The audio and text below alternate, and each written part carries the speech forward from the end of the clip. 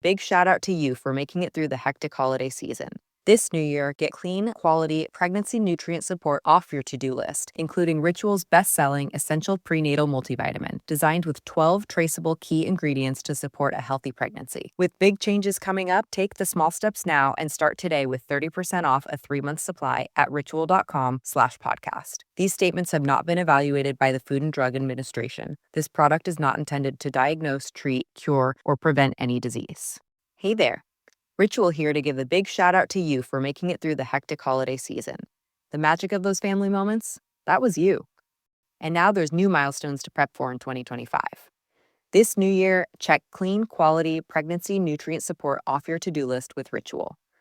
We've done the research to create science-backed pregnancy support like our prenatal multivitamin, natal choline, and fertility support, all designed to be taken alongside each other. But don't just take our word for it. They're also third-party tested for microbes and heavy metals and Clean Label Project certified. So whether you're trying, thinking about trying, or already there, we don't have to tell you that prioritizing yourself can be the hardest part. That's why we're helping you get started today with 30% off a 3-month supply for a limited time at ritual.com/podcast. These statements have not been evaluated by the Food and Drug Administration. This product is not intended to diagnose, treat, cure, or prevent any disease.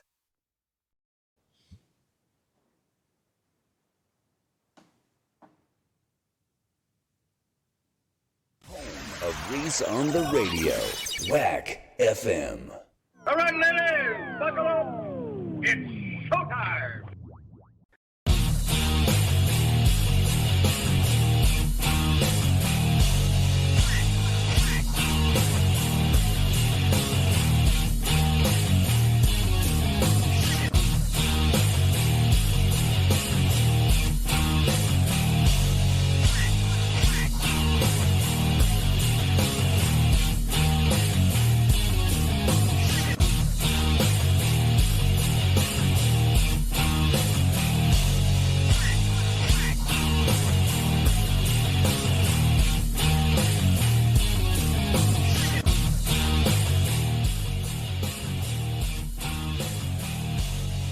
Hey! And what's going on, all you scallywags out there? It's time for the world's most hated and most racist online show in America. It's Reese on the Radio and the Reese on the Radio Rundown. Breaking news, Carl says. Frank is getting no bond. He will stay in jail. I'm wondering what the F is going on with my lighting here. Something weird's going on. I'm like awfully dark. I mean, I ain't been this dark since Roots. This is, give me a second here. Let me work on some brightness. See whether or not that helps out. Let me see. Nope, that doesn't work. There we go. That looks slightly better. But I look a little dark. That light's making me look a little peakish. I don't know what that's about, but whatever. It is what it is. Thank you for joining us, as always, folks.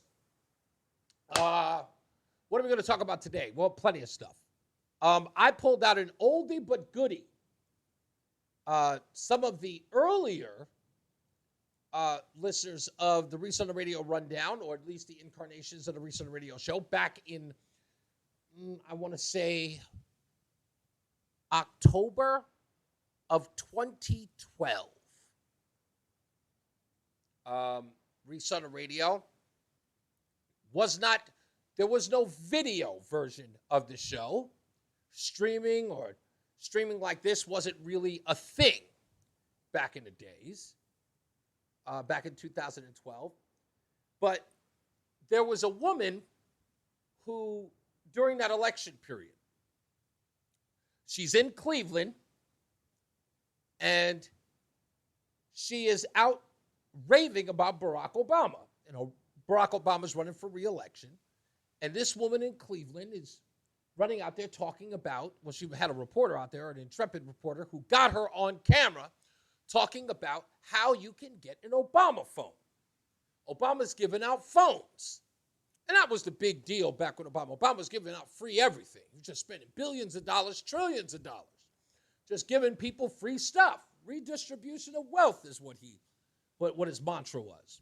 And this woman was caught on camera talking about, if you low minority and you want food stamps, you could get an Obama phone. And it went everywhere. Fox News was covering it, but none of the liberal networks would cover it. But it got a lot of burn until somebody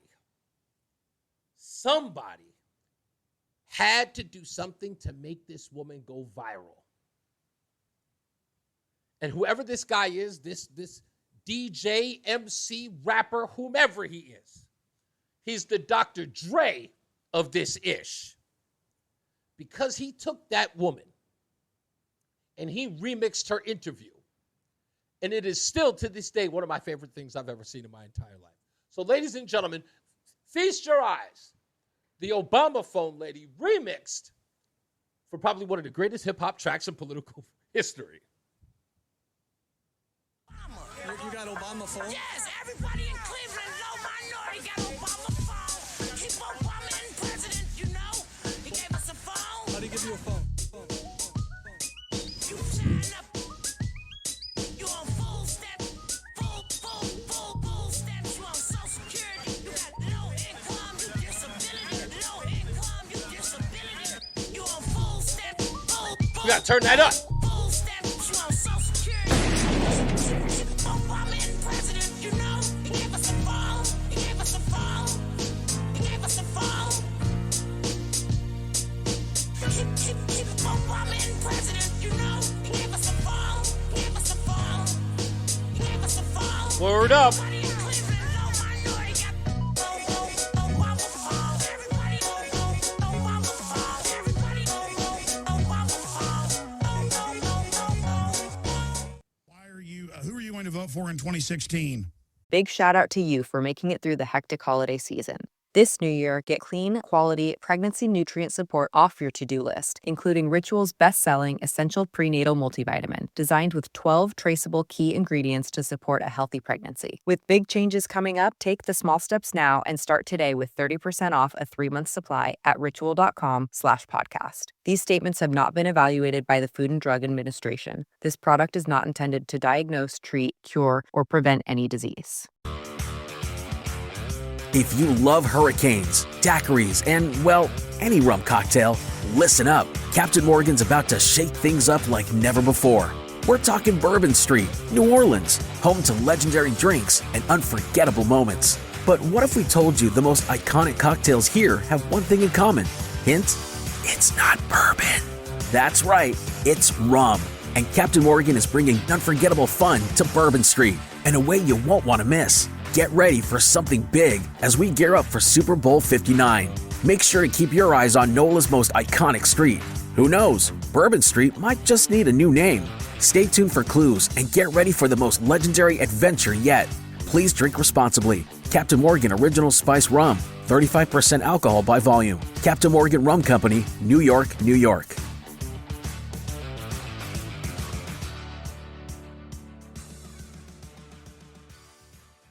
It darn sure won't be Obama. Yeah, so the Obama phone lady ended up on Alex Jones after that went viral. And then when she realized Alex Jones hipped her to what was going on in the Obama administration, and she, in 2016, when she did that interview, she said, I'm definitely not voting for Obama.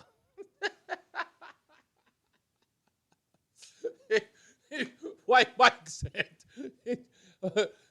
guaranteed that she has a lot of hot sauce and cools in her purse. Oh, Carl doesn't like that song. Come on, Carl. That song's the ish. Come on. You gonna tell me you don't like that song? I know why Carl don't like that song. That's because Carl's got a favorite. Let's go, Brandon. Hey. Let's go, Brandon. Hey. Let's go, let's go, hey. Let's go, Brandon. Let's go, Brandon. You know what they saying, ho. Let's go, Brandon. Let's go, Brandon. You know what they saying, ho. That's Carl's track. Ain't nothing. Carl's already in there. Yes, that's his track. Anyway, not as good as the Ain't Nobody Got Time for That lady. Yeah, I'll admit she's definitely She's more viral than anything in the world. Ain't nobody got time for that. But yeah, the Obama phone lady. The only reason why I brought her up is because I couldn't stop thinking about this woman. As soon as I found out that the Biden administration is going to be giving away phones to illegals coming across the border, I'm like, when do these people stop with the phones? Does everybody get a phone? Like, how are people not outraged? Do you know what cell phone bills are? What they're like out there? They're a mess. By the way, can I venture something? I can't believe I'm going to share this. They are not a sponsor. They're not a sponsor, although they should be. But folks, if you want to, I'm not suggesting I want to endorse them, but I'm going to tell you, check out that company Wing. Just look them up. Cell phone company called Wing. Check them out. I mean, I don't know what your service plan looks like. I don't know what your plan looks like for Verizon or T-Mobile or any of that other stuff. Just check out Wing and then get back to me and say, just tell me whether or not you're for it or you're against it. Just check it out, and I'll leave it at that. Rama says, Obama phone the sequel. Is Obamacare song coming out soon? No, it was out back in 2012, John. But that's the reason why I play it, because I played it back in 2012, and I loved that remix. And no one wanted to play that video of that woman originally talking about Obama giving out free phones. But when that guy remixed it, it went gangbusters, and it was everywhere. It was undeniable, so people had to play it. So when I was thinking about that, I had to bring that up. Speaking of the Biden administration, folks, did you see this today? God bless you all.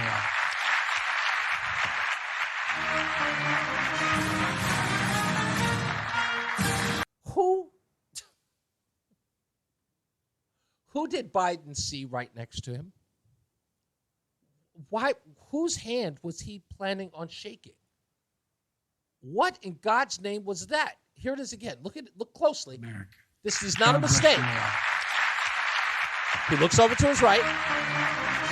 He saw someone there. Now, how does he not have dementia? How is he not off his rocker? He stuck his hand out. He didn't do the hill, hey, man. He stuck his hand out to shake hands with somebody who was right next to him. Now, someone said that the person he was shaking his hands with was his non-existent voters. His job approval rating is at 33%, ladies and gentlemen. Mr. Joe Biden. Carl says he was trying to shake a hand of a ghost.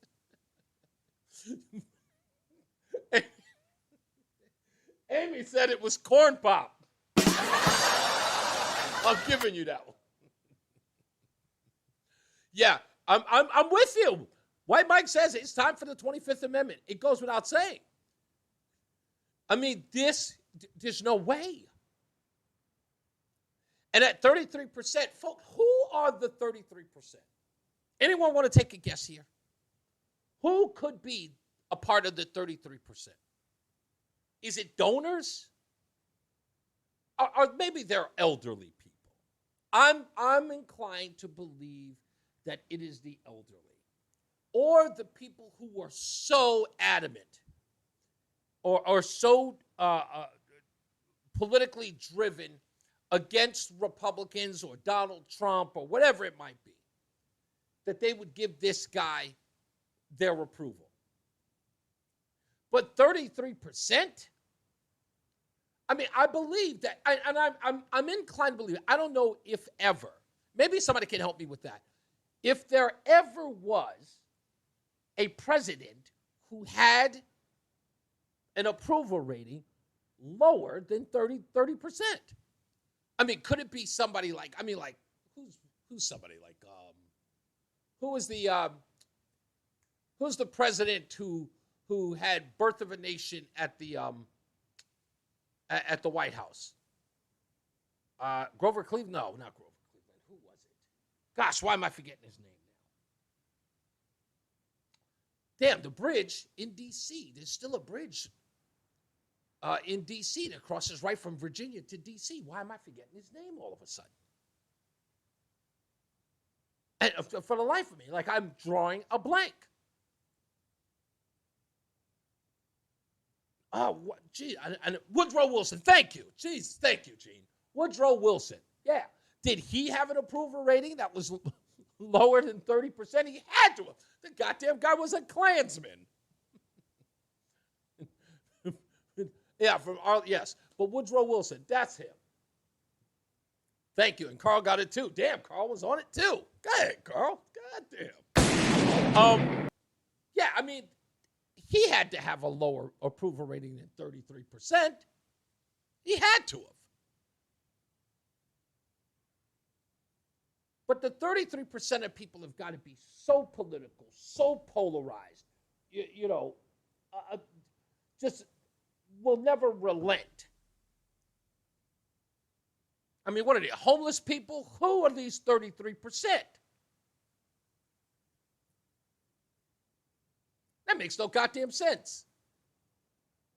Nobody's could be. Who is sitting there now going, gas prices, $4? Nah, I'm good. Great job.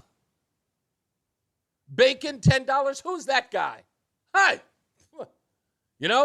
Thank God the bacon's $10. I needed to cut down. Who is that guy? Like, what is going on? Inflation at a 40% high. You know what? I needed to drop a few pounds. I've been clearly buying too much food.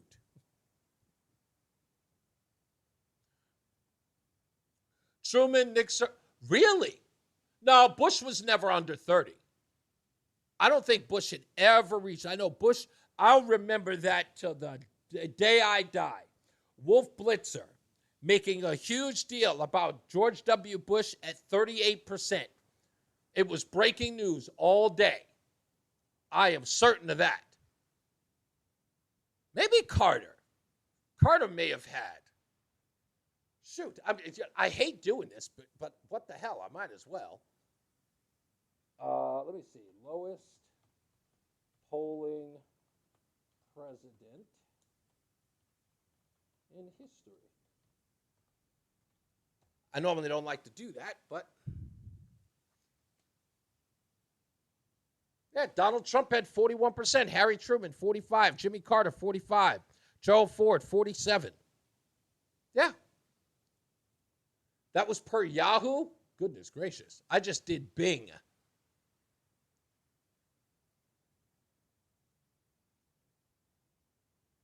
So they were all under 30. Who was the poll? Was it Quinnipiac? I'd love to know who the poll was. It says, I just looked here on MoneyWise, which presidents had the worst approval rating? Donald Trump, according to this, was the lowest with 41%. That's a great question. What year did they start polling? See the full list. Let me see if I can look up the whole list here. Big shout out to you for making it through the hectic holiday season.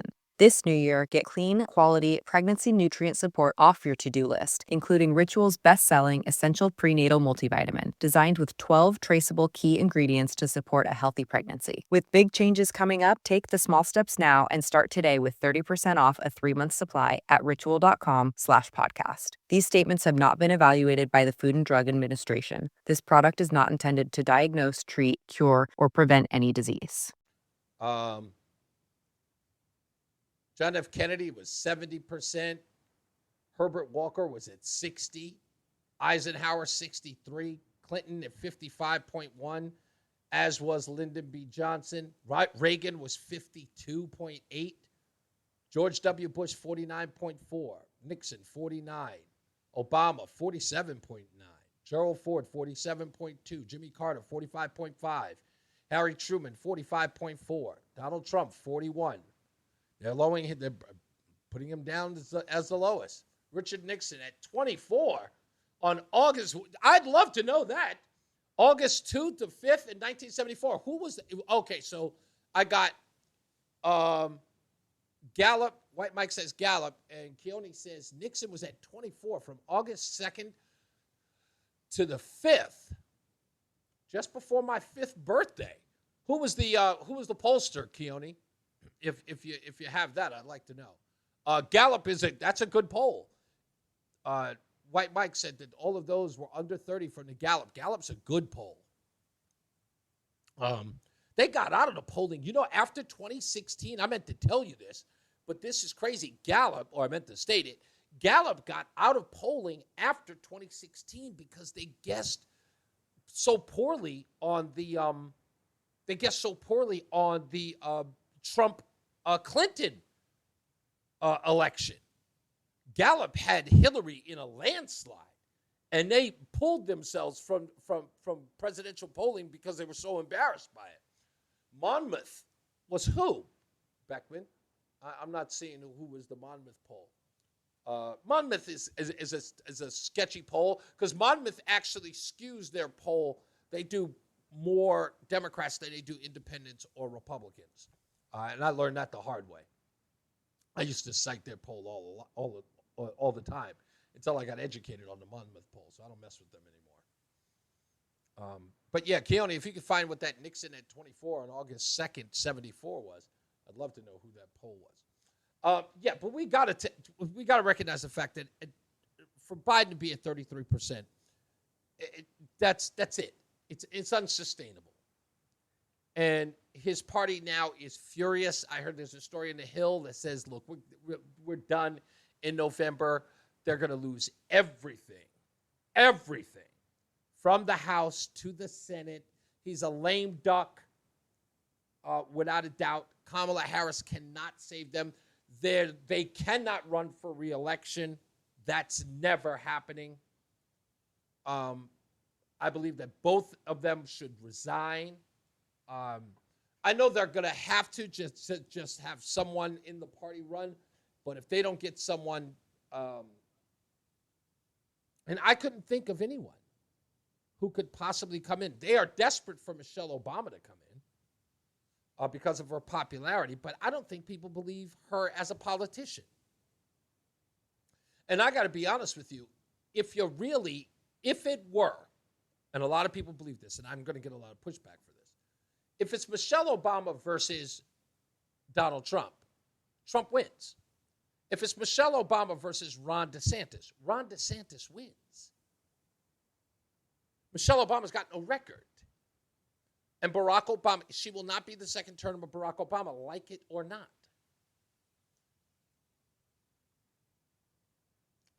Okay, so Keone says the American President Project Statistics Data Archive. I've never even heard of them. So I can't judge the veracity of that poll, but sounds like enough.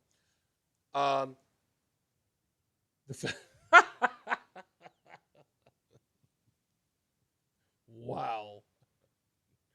That's just awful. Speaking of Ron DeSantis, let's applaud him.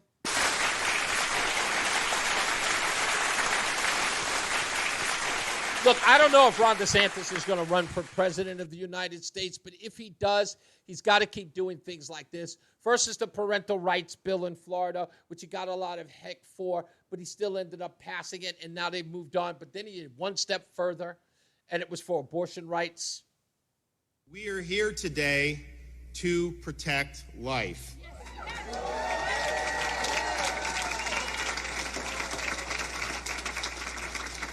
And I said abortion rights. I meant anti-abortion rights, like putting an end to abortion. My apologies. We are here today to defend those who can't defend themselves.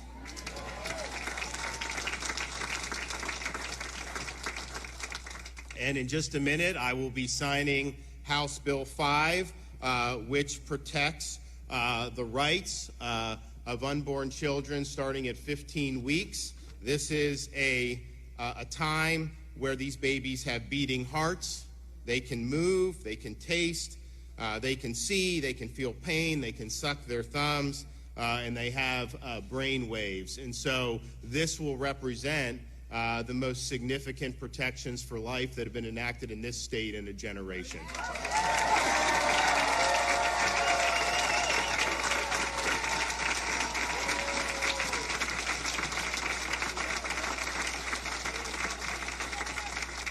And if you look what's going on in certain segments of our society, particularly amongst people who are affiliated with the far left of our political spectrum, of course, that's overrepresented in places like Hollywood, in the media, and obviously in one of our major political parties. But they are now taking the position that babies can be aborted up to the 9th month. Okay, so I had to stop that because Amy, so timely of you to post what you just posted. She says, I don't know. I think Republicans lose if they campaign on abortion. What Ron DeSantis just said right there is the issue. Don't campaign on abortion. Campaign on that. Just campaign on aborting babies up to the date of birth. 3rd trimester abortion. That's the only conversation you need to have. Democrats believe that you should be able to abort the child up until your due date. That's it. That's the conversation. Now, me, I'd go one step further. And as I stated yesterday, I can't overstate it. As I said yesterday, make it a race issue. You have to. Make it a race issue. And don't use the likes of Candace Owens. Do not use Larry Elder. Do not even use Ben Carson as your spokesperson. You can't. You have got to use young black abortion survivors and make it a race issue. Incorporate Black Lives Matter. Incorporate the population issue. It has got to be a population issue. You have got to use the terms that the left used when it talks about blacks in this country as it relates to police brutality. You've got to use the term extermination. You gotta. You must use that word. The abortion activists in this country don't give a damn about black lives. That's why they have no problem with aborting it in the womb. When you ask these people if Black Lives Matter, they go, yes, Black Lives Matter. When you ask them whether or not Black Lives Matter in the womb, what do? They retreat. They care so much about black lives, they don't even care about the ones in the womb. And you use that. That's right. You start quoting Margaret Sanger too, and you keep that conversation. You just have the African-American community talk about it. And don't talk, it doesn't matter whether or not the media covers it. It's not about One American News. It's not about Newsmax. It's not about Fox. The conversation has got to be black people talking about black lives. And you've got to get, and trust me, when I tell you, when people start having to debate you in that community or within that community and start talking about, look, we care about black lives. Black lives matter. Keep pushing it. Black lives matter. On the street, in the womb, in the household, in the school. Just keep pushing it. Everybody says that the Black Lives Matter movement and the Black Lives Matter charity organization are not the same thing, right? Even though we know they were never sold separately. Then fine. If anybody can be Black Lives Matter, here we go. Let's be Black Lives Matter. I want to start a chapter of Black Lives Matter that isn't a Marxist organization. It's the conservative Black Lives Matter movement. Let's just do that. Black Lives Matter, conservative movement. And we talk about conservative values and how they affect the African-American community. And we run on that. We protest on that. When there are shootings in the inner city, we march for those things. We show up. That's all you have to do. You co-opt the... Listen, remember what they said in Kenosha, in Ferguson, in New York, in Dallas, when all of those riots were happening all across the country. What did they say? They said the Black Lives Matter protests were peaceful, and then someone came in and co-opted. Let's co-opt it. It's so easy to co-opt the Black Lives Matter movement, and we don't even have to take charitable donations. We don't have to do this 501c3 nonsense. We don't. We just have to show up. If people want to contribute to the website, and remember, even if we do get donations, if we get conservative bodies to actually donate to the movement, here's what you do. You actually get an accountant to run the goddamn organization to make sure that all of that money is used, and then when we get audited, there are no problems. But we keep pushing it. We see Black Lives Matter conservative organization. That's it. Anybody can use it. No. See, again, this Bill Cosby nonsense, Bill Cosby went about it the wrong way. Bill Cosby went to the NAACP 100th anniversary in 2004. I remember it well. We talked all about it. I was in Hartford, Connecticut at the time. Ironically, I'm going back there. Anyway, it was in 2004, the 100th anniversary of the NAACP. He got up on stage, and what did he do? Unprovoked. He starts talking about black kids sitting in an SUV with their parents playing the most debased hip-hop music with cursing and mother effer and shoot you and bang, bang, shoot 'em up, Negro die, slow stuff. He started airing the dirty laundry at this anniversary gala. And that's why they burned him. Because Michael Eric Dyson said it best. He was airing dirty laundry against the wishes of the NAACP. They didn't sign on for that.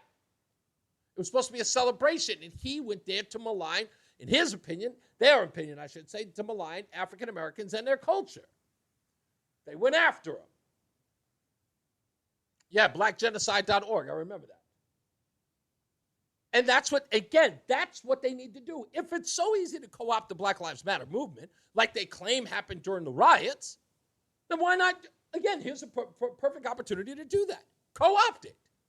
They're in shambles right now anyway. They've got to answer an audit in May, right? They're getting turned over to the Clinton administration.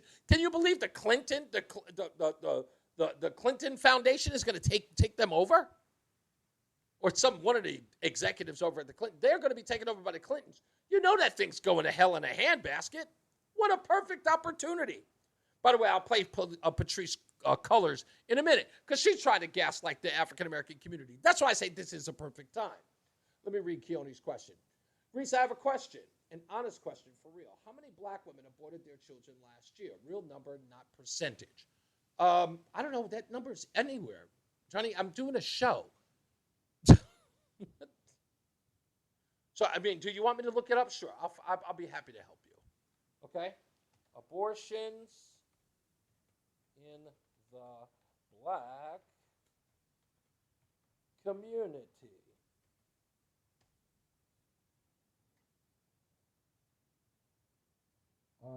What is this?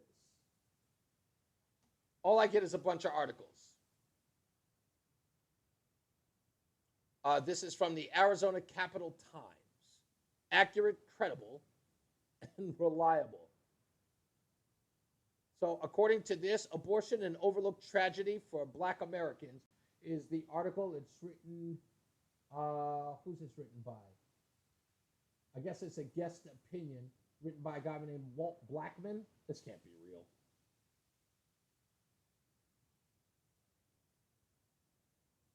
Okay, so at a ratio of 474 abortions per 1,000 live births, over 19 million black babies have been aborted since Roe v. Wade in 1973. I think that's enough. There have been 44 million abortions since 1973, according to when this article came out, which was in February of 2020. In the African-American community, 19 million black babies were aborted. Now, think about that. If we're talking numbers, 44 million abortions since 1973. 19 million of that 44 were African-Americans. That's almost half. We only make up 13% of the population.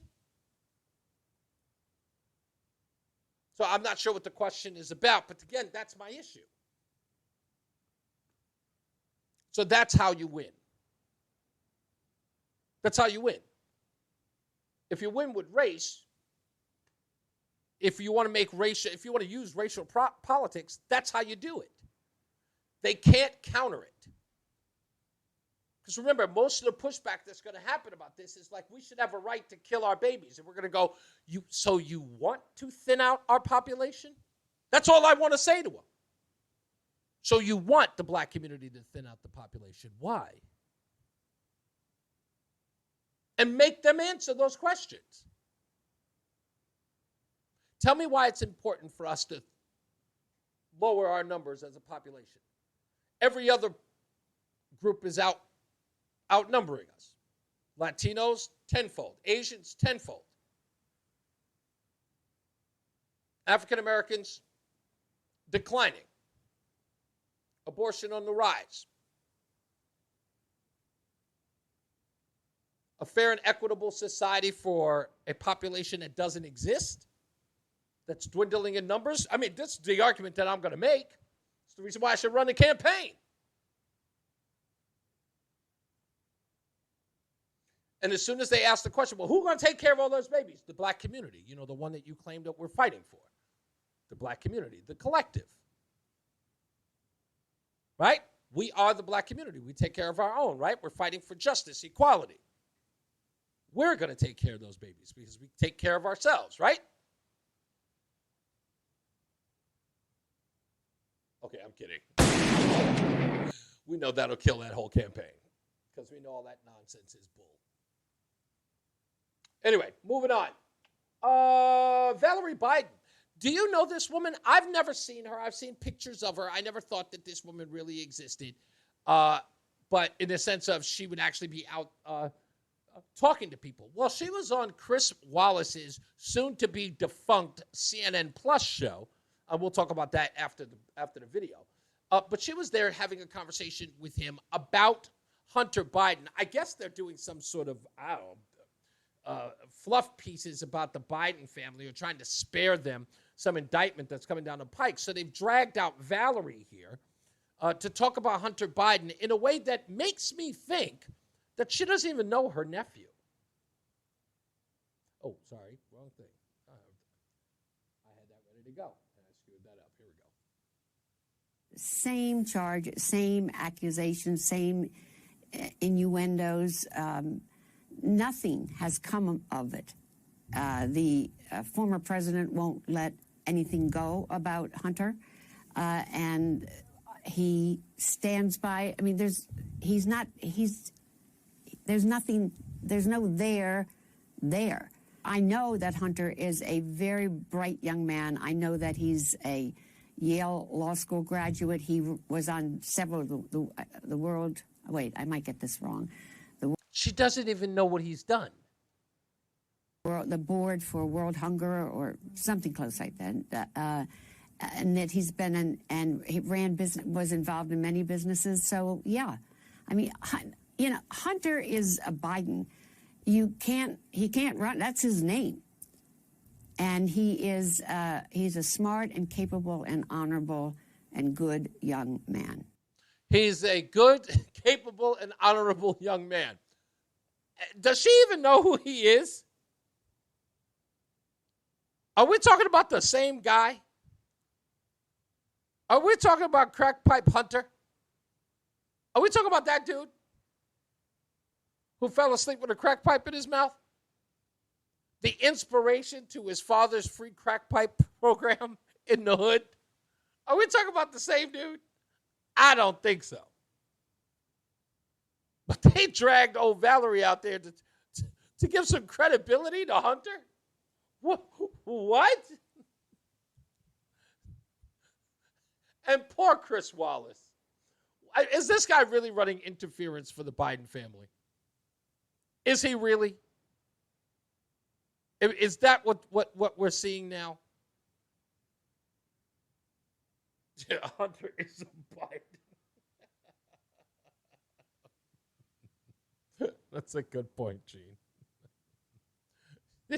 What? I have no idea. And poor Chris Wallace. Do you hear the reports about this, about CNN Plus? This made me laugh today.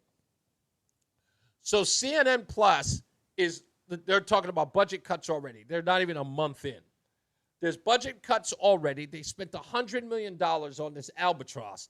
It's going to fail miserably. Chris Wallace is furious, according to inside reports. He is so angry that he joined this sinking ship. He's got his staff counting the times his ads are running on CNN to promote his show. Like he believes that his promotion on CNN is going to get eyeballs to it. And I posted this thing on Facebook today where I said, CNN Plus, you won't watch us for free. So, the network that you won't watch for free is the streaming service you're not going to pay for anyway. Just why the hell would they do this? What made them think that they could do this? And I'll tell you, I really do believe this. It was Fox Nation. They couldn't believe the programming over at Fox Nation, how many shows are over there, how many people are hosting shows over there. I mean, for crying out loud, Kathy Lee Gifford is on Fox Nation. Like former Today Show alum, Regis and Kathy Lee alum, has got a show on Fox Nation. Paula Deen is on Fox Nation. Like, remember Paula Deen, who had the plantation-themed wedding? The ill-advised plantation-themed wedding. And then ask the question, does anybody know this? Do you know what her biggest crime was? Was in a deposition, asked if she had ever used the N-word, and she said, I probably have.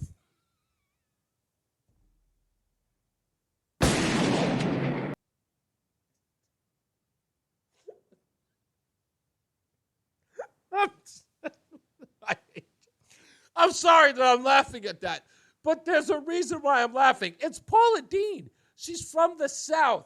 She's older. She didn't even admit to saying it. She's just saying to herself, look, there's a likelihood I may have used it. But she didn't put it in context.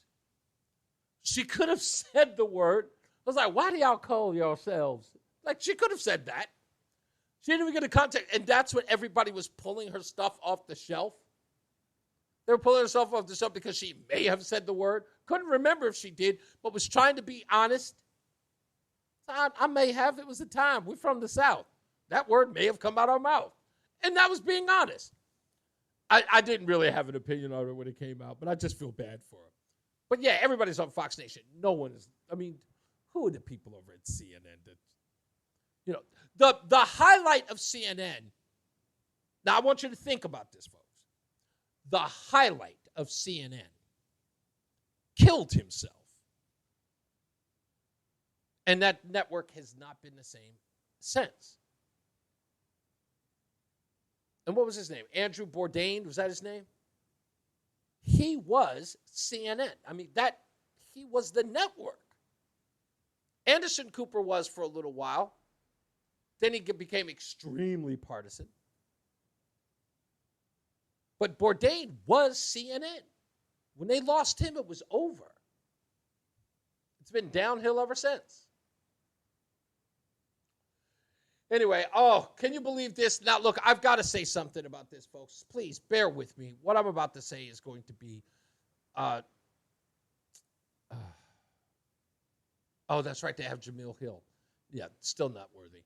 What I'm going to say next, folks, is not for small children. Okay? So if you have a small kid in or around listening to the show, please move them out of the room. Okay? Because this is adult talk right now. Now, for those of you who know me, know that I love my Pop-Pop. He's fictionally my Pop-Pop. He's made up in my own brain as Pop-Pop. But he will always be Pop-Pop to me. And that man is Ronald Wilson Reagan. So when this story came out, I was a little agitated and angry. But what the hell? It's news and it's happening.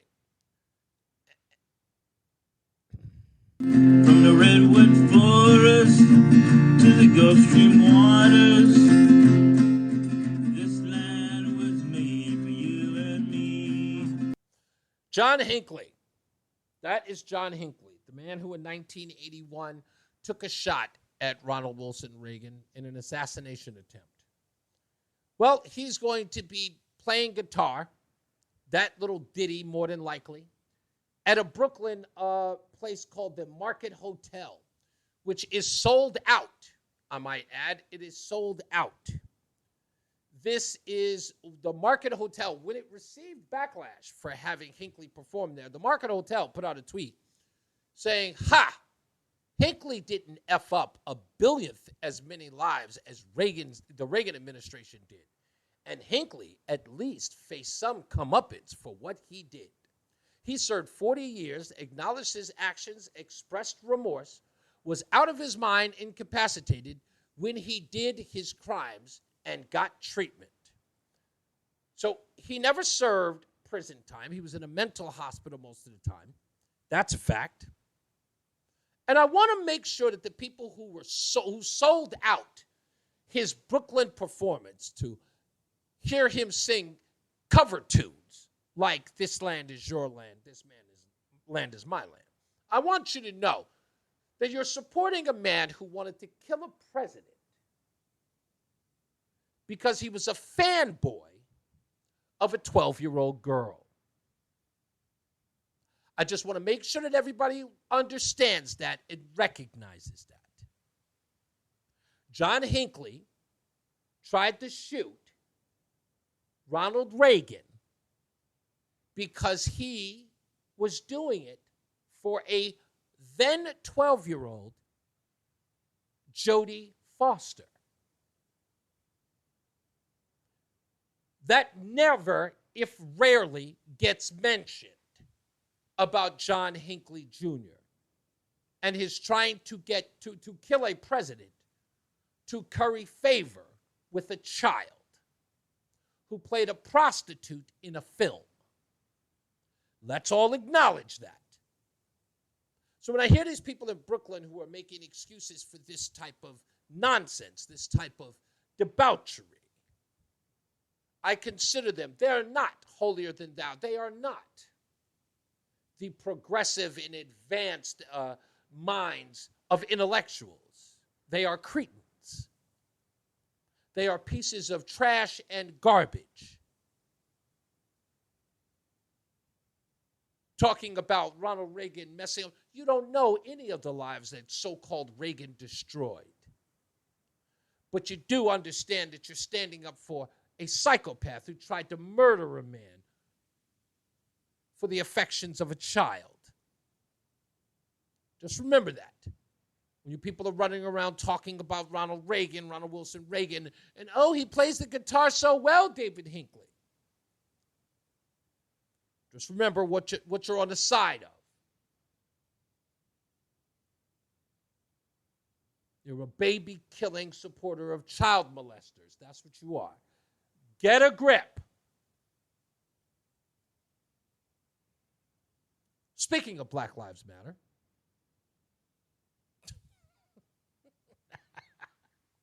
you see what I did there?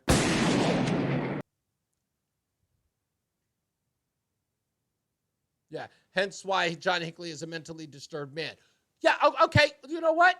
Let's take that into consideration, Keone. What's the excuse of the people who sold out tickets, who bought out all the tickets for his performance in Brooklyn? What's their excuse?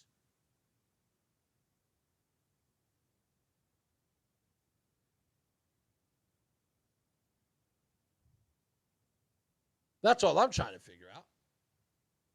Mayor Eric Adams has only had a couple of, a little more than 100 days in office. I don't know. I can't make anything of him yet. It's too early. I think that he ran an election that he had to win, that more than likely he was going to win. He ran at the right time. New York is in shambles. As you can see, it's a mess. It's literally eating itself alive. But he's coming after the right people, at least in my opinion so far. I just don't think that he could possibly govern New York into any form of prosperity because I don't believe that's in his DNA. That being said, he is coming out after Black Lives Matter. As the NYPD was searching for the suspect in the subway shooting yesterday, there were more than a dozen shootings in the city last night. And not to mention the shootings that we've seen recently of young, innocent people, some older as well, being shot on the streets of New York. How do you get a handle on this crime in this city, Mr. Mayor? By being consistent with our message. Here's my question that I put out to the city. Hey, I thought Black Lives Matter.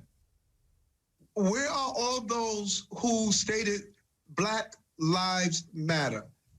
Then go do an analysis of who was killed or shot last night. I was up all night speaking to my commanders in the Bronx, in Brooklyn. The victims were Black. Many of the shooters were Black. So I asked the question that was asking me when I was a child. It's 10 a.m., 10 p.m. Do you know where your children are? Why are 16, 17, and 18-year-olds out in our streets armed with guns 12, 1 o'clock at night? When are we going to start asking these serious questions? If Black Lives Matters, then the thousands of people I saw on the street when Floyd was murdered should be on the street right now stating that the lives of these Black children that are dying every night matters. We can't be hypocrites. Well, there's no money in it, Eric. Unfortunately, there is no money in it. There's no profit in poor Black people being shot and killed by other poor Black people trying to get a come up on a crack rock. There's no money in that. That's what we call hustling backwards. I can't fundraise off of Black boys killing each other. I just can't. What's my marketing strategy? How do I market that? How do I go to a white liberal and say, hey, listen, I need you to put a couple of $1 million in my coffers so that I can stop gang violence? What's my selling point? Well, how do you plan on stopping the gang violence? We'll build boys and girls clubs for them to come to. There's no money in that. But hell, if you can't pull out some money on some guilt, you could use that white cop, that white police officer. Look at what the police are doing to us. Look at what Karen is screaming about. Look at that racist white CEO. You're white. Do you feel like that evil white man does? No, I don't. I don't. Then give us your money. Okay, here you go. I hate to see your suffering. They're buying your pardon. They're assuaging their guilt. I will give you money. Please don't hurt me. Stop yelling at me. Oh, your consternation is biting. Oh, how much is it going to cost me to keep you from burning down my establishment? $1,000 here, sure. Small price to pay. It's freaking extortion. BLM should stand for Black Lives Mob. That's all it is. That's what guys like. What do you think these knuckleheads like Bill Gates and his wife and Jeff Bezos and his wife, when they're giving $1 million or $100 million to a Black organization, this is to make sure that you keep the pitchforks away from them. When you guys start rioting, you'll be marching down the street. Yes, no justice, no peace. Hey, me. Remember, I'm Bill Gates. I gave you guys $100 million. Can you guys get off my lawn? Okay, all right, no problem. Okay, I paid. Yep, that's right. I'm protected now. Right? I paid off my protection money. No, go down there to, what was that, the Kochs? Yeah, go down to the Kochs house. They didn't give you any money. Go protest there, burn their stuff down. till they get you a check.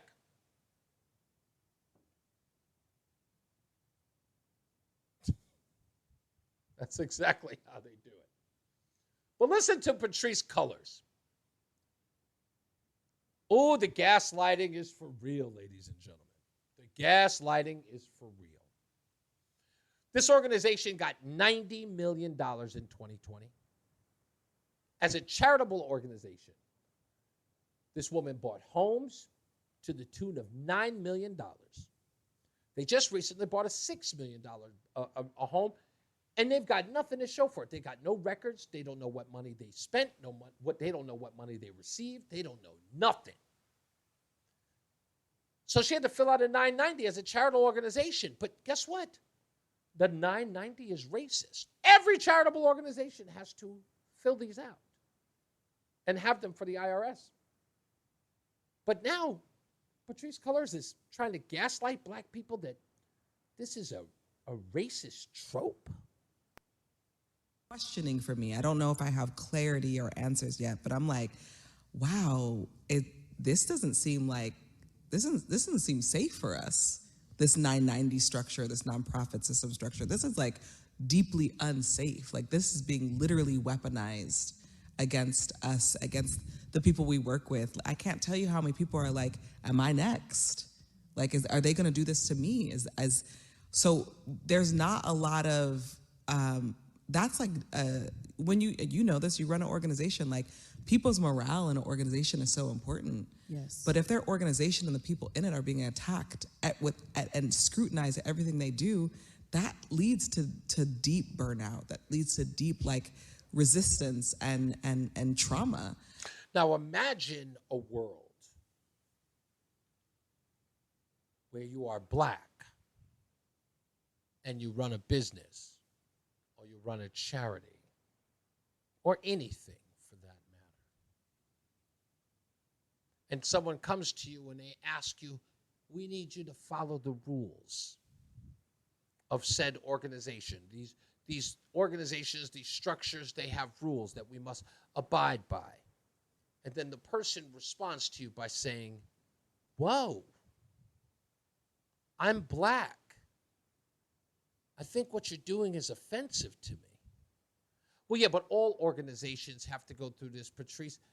You have to fill this paperwork out. If you're running a charitable organization, you're receiving millions of dollars. You have to fill this out. Ooh, this 990 thing, this sounds weaponized. Should this really apply to black charitable organizations? This sounds like a white thing. We're black. This seems threatening to us. But we were under the impression that we could just receive all the money that we could, and we could do whatever it is that we wanted with it. That's not how it works? Oh, no, that sounds racist. No, we did a lot of extorting this year, right? We got a lot of people to give up their cash. Yes, we even got them to get down on their knees and ask for forgiveness. Yeah, it was a lot of work. Absolutely. And then they signed a check, and then they gave it to us, and now it's ours, right? And this thing about filing taxes and whatnot, something about this sounds racist.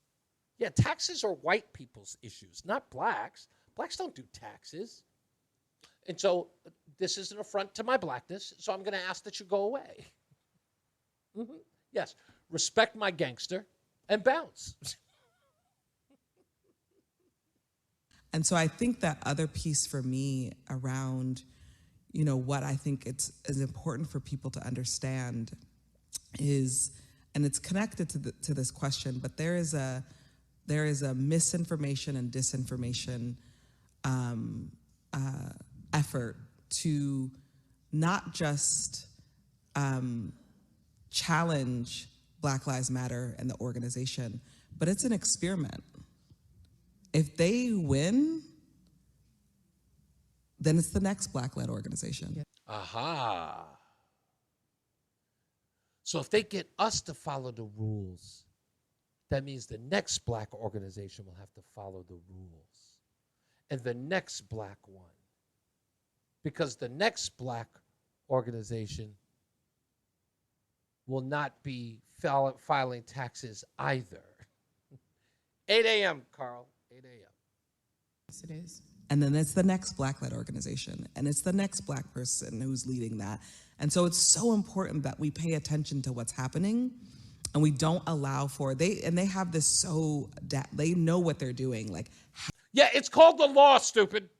How to create the infighting, how to create the distrust.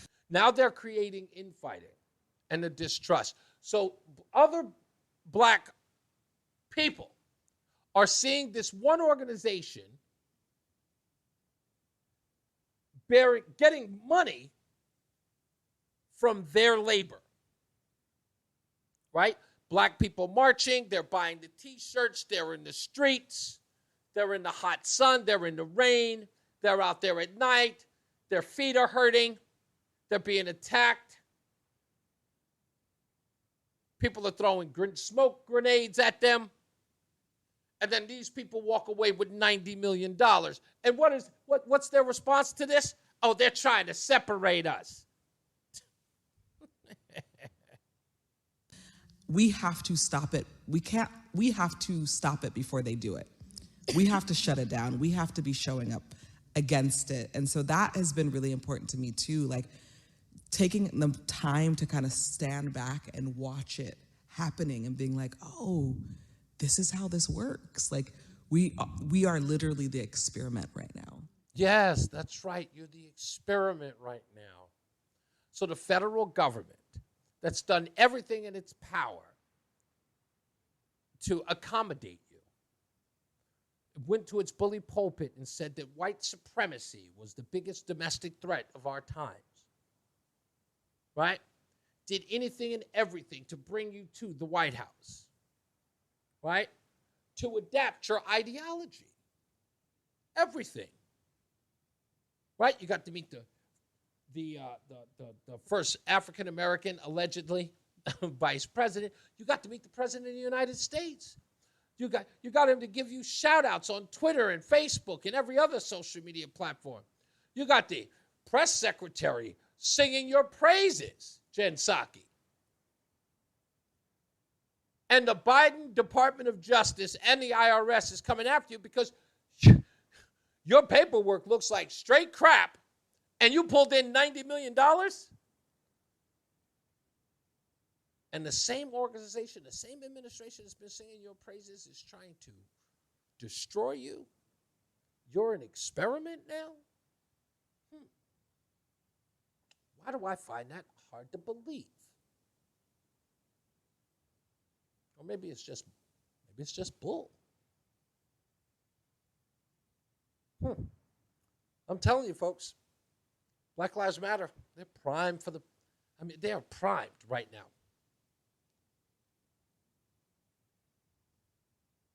She's married to a Canadian lesbian named Khan.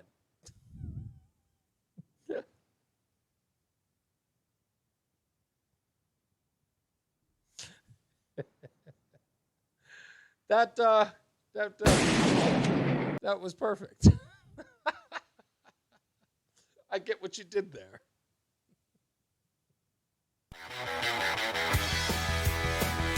Oh, hell. You know what time it is. It's time for me to get up out of here, folks. As I always say, radio is free, so we thank you for paying attention. Remember to keep JC in your hearts and in your minds. Sean Patrick, we love you and we miss you. Remember that panic is not planning, so plan your work and work your plan. Me, I'm Reese on the radio. You have a good night and a pleasant tomorrow, because we hope to see you back here tomorrow, too, to get ready for the weekend. I love you. Don't forget, download the podcast, iHeartRadio, Spotify, Google Podcasts, and Amazon. We appreciate it. Holler.